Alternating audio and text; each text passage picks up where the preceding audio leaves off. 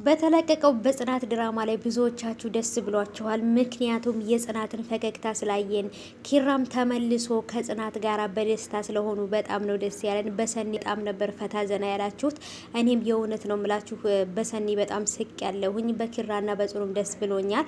በተለይ ደግሞ ሰኒ ከክብሮም ጋር ያላቸው ነገር ወይንም ደግሞ እያደረጉ ያሉት ነገር ቅርርባቸው ምናምን በጣም ተመችቶኛል። ምክንያቱም ይሄ ነገር ከተፈጠረ ከዚህ በኋላ እሷም ሲንግል ብቻ አትሆንም ማለት ነው፣ እንደነሱ ጥንድ ትሆናለች ብዬ አስባለሁ።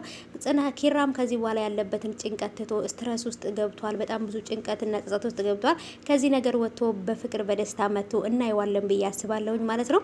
ሰላም ሰላም፣ ውድ የተከበራችሁ የቻናሌ ተከታታዮች እንዴት ናችሁ? ከኔ ጋር ሁሉ ሰላም ነው። ሰላማችሁ ይብዛልኝ ባላችሁበት ውድ ቤተሰቦቼ።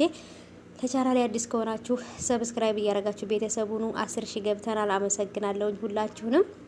እና እንግዲህ ናሆሜ ምን ማድረግ እንዳለበት ግራ ተጋብቷል። ምክንያቱም ኪራ ጓደኛዬን እኔ ይሄን ያህል አላቀውም ነበር ማለት ነው። ራሱን ሊያጠፋ እስከ ማሰብ ድረስ ተጨንቆ ወይንም ደግሞ እንደዚህ አይነት ጸጸት ውስጥ ገብቶ ራስን ለመቅጣት ከማሰብ በላይ ገብቶ ወይንም እንዲህ አይነት ስሜት ውስጥ ሆኖ ለምንድነው ለኔ ያላናገረኝ? ለምንድነው ከኔ ጋር ያላወራው?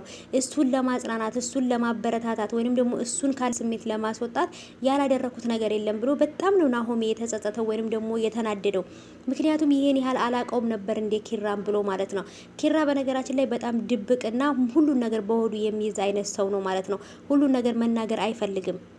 ሁሉን ነገር በሆዱ ይዞ ማድረግ ያለበትን ነገር ያደርጋል ማለት ነው። እና ስለዚህ ኪራ በተለይ ደግሞ እንደ ኪራ ያለ ጸባይ ያለባቸው ሰዎች የተፈጠረባቸውን ነገር የደረሰባቸውን ነገር መናገር የማይችሉ ሰዎች ልክ እንደ ኪራ መጥፎ ውሳኔ ይወስናሉ ማለት ነው። ኪራ አሁን ላይ አባቴ እኔ ያስፈልገዋለሁ ለጽናትም ጋታለሁ የሚለውን አይደለም ያሰበው።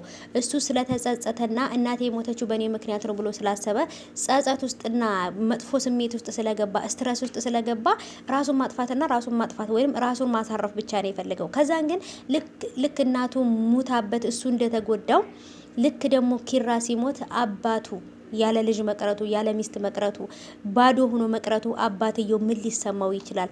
ጽናትስ ደግሞ ለኪራ ብላ ብዙ መስዋዕት የከፈለች በጣም ብዙ ውጣው የወጣች ውጭ ላይ ሁሉ እስከ ማደር የደረሰችው ለሱ ፍቅር ብላ ነው ይሄን ሁሉ መስዋዕት የከፈለችው። ስለዚህ ለጽናት ራሱ ሲል ይሄን ነገር ማቆም አለበት ወይንም ይሄን የክፉ ሀሳቡን ማቆም አለበት ወይንም መተው አለበት ብዬ አስባለሁና ለነሱ ሲል ራሱ ይሄንን መጥፎ ሀሳብ ማሰብ አለበት ብዬ አላስብም። ስለዚህ ደግሞ በተለይ ክብሮም ራሱ በጣም ነው ያሳዘነኝ። እናቴን ሁላ በውሸት ስራዋን ለቃ እቤት እንድትቀመጥ ገንዘብ ሁሉ አታ ራሱ እንድትቸገር አድርጊያለሁ። ይሄ ሁሉ በእኔ ምክንያት ነው። ስለዚህ ሁላችንም በውስጣችን የራሳችን የሆነ አለን ብሎታል፣ ቁጭት ማለት ነው። ግን ደግሞ መኖር አለብንና ህይወት ይቀጥላልና እንኖራለን ብሎ ታሪኮችን እየነገረው ነበር ክብሮ ማለት ነው። በተለይ ጓደኛው ራሱ በጣም ጥሩ ነው። እንደኔ በጸጸት አለንጋ ከመገረፍ አንተ ጠብቀው ፈጣሪ ወይ ብሏል። ይሄ ጓደኛው ራሱ አዲሱ ጓደኛው የሆነ እየተፈጠረ ነገር አለ በህይወቱ ማለት ነው። እስካሁን ድረስ የሚጸጸትበት እስካሁን ድረስ የሚጨነቅበት ራሱን ለማጥፋት ሁሉ የሚያስብ ፈጣሪ ሆይ ኧረ ቶሎ ወደ ቤተሰቦቼ ውሰደኝ፣ ቶሎ ግደለኝ እያለ ሁላ ፈጣሪውን ይማጸናል ማለት ነው። እና ይሄም ልጅ ደግሞ ልክ እንደ ኪራ እና መሞት የሚፈልግ አይነት ነው ልጁ ማለት ነው። እና ለዚህ ደግሞ ምን ያህል ከባድ እንደሆነ በጣም ይረዳዋል ስሜቱ ማለት ነው። እና ስለዚህ ቤተሰቦቼ እንግዲህ የጽናት ድራማ እንደምትወዱ ተስፋ አድርጋለሁ። ምክንያቱም በጣም አሁን በኪራና በጽናት ያለው መሀል አሪፍ ነው። ግን ደግሞ ከዚህ በኋላ ይሄንን መጥፎ ሀሳብ ማሰብ አለባቸው ብዬ አላስብም ማለት ነው ቤተሰቦቼ። እሱም ደግሞ ከዚህ ነገር ወጥቶ ጽናትንና አባቱን ማሰብ አለበት። ጓደኞቹ ለሱ ይጨነቃሉ ቤተሰቦቹና ስለዚህ ውዶቼ እንግዲህ በቀጣይ ላይ ምን ሊፈጠር እንደሚችል አላቅም። ዛሬ ደስተኛ ሆነው አይተናቸዋል።